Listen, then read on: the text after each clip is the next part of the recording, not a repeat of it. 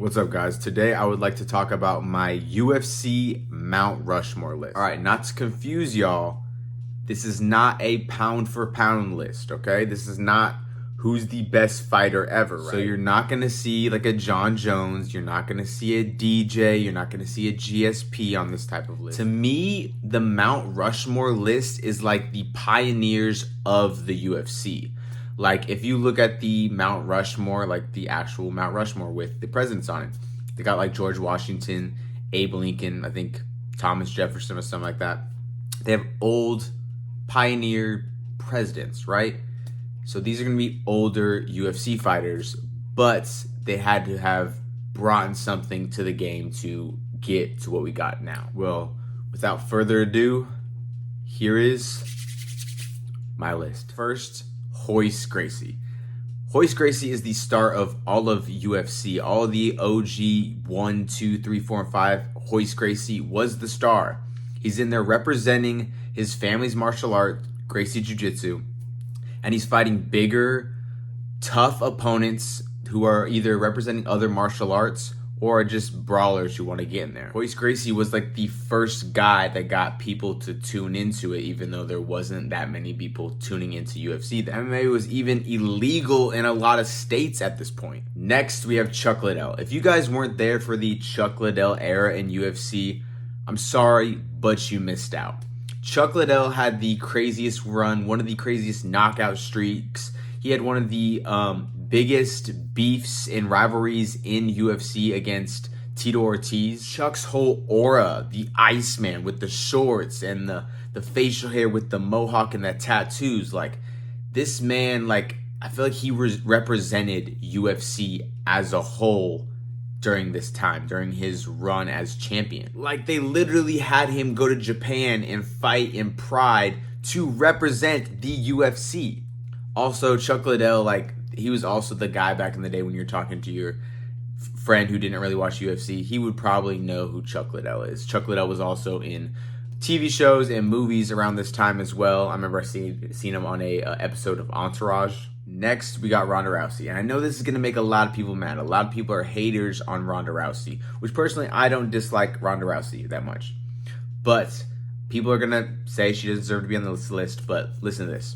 Whatever name you're going to place, they wouldn't have fought in the UFC without Ronda Rousey. They made a whole women's division for Ronda Rousey. Dana White said they weren't even going to have women fight in the UFC ever.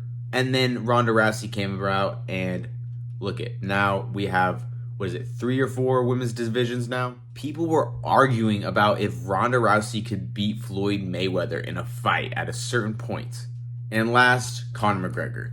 I'm not the biggest Conor McGregor fan, but I cannot deny the impact that Conor McGregor put on the sport. Like, this man brought so many eyes to the UFC. In the middle of his UFC contract, went and boxed Floyd Mayweather, one of the biggest boxers at the time. So to not have Conor McGregor on this list would be crazy. And even still now, Conor's way past his prime. I believe he's a little overrated. People are still so excited for him to fight, still wondering when he's gonna fight. I think the Conor McGregor impact is undeniable. All right, next let's talk about some honorable mentions. First honorable mention, Forrest Griffin. Forrest Griffin fought on one of the probably best fights that ever happened in UFC history against Stephan Bonner on the finale of the season of The Ultimate Fighter. And this is when The Ultimate Fighter was kind of a big thing. It was a reality show on TV, and Forrest and Stephan had a crazy finale, and it was free on TV, which brought so many people to watch and start watching the UFC. And Forrest even ended up winning the UFC title later on in his career. Another honorable mention would be Brock Lesnar. I remember when Brock Lesnar came to the UFC, there was kids who didn't really watch UFC like that, and they were coming up to me and asking me, hey, are you going to see the Brock Lesnar fight?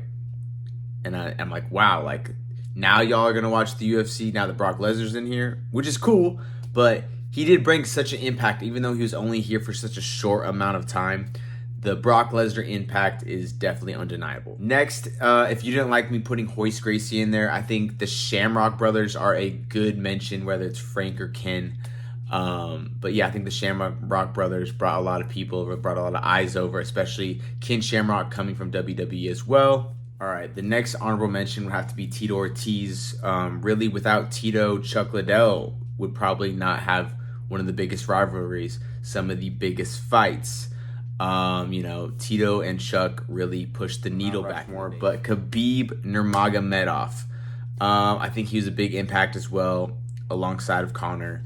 I just think Conor's crossover to boxing and whatnot pushed him just a little farther than Khabib.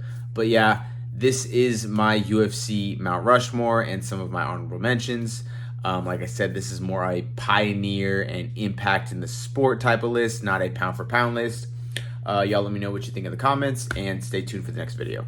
That's a bet, ooh, that's a bet, that's a bet, ooh, that's a